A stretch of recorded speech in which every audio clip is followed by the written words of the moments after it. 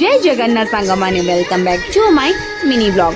आज मु आपन को 17 श्री सिद्धि विनायक महोत्सव 2025 रो किछिटा मुहूर्त आपन सहित शेयर करिवि जो थिरे पिला मानकर डांस आर्ट रंगोली कंपटीशन होउतला जो थिरे मु पार्टिसिपेट करथिली रंगोली रे।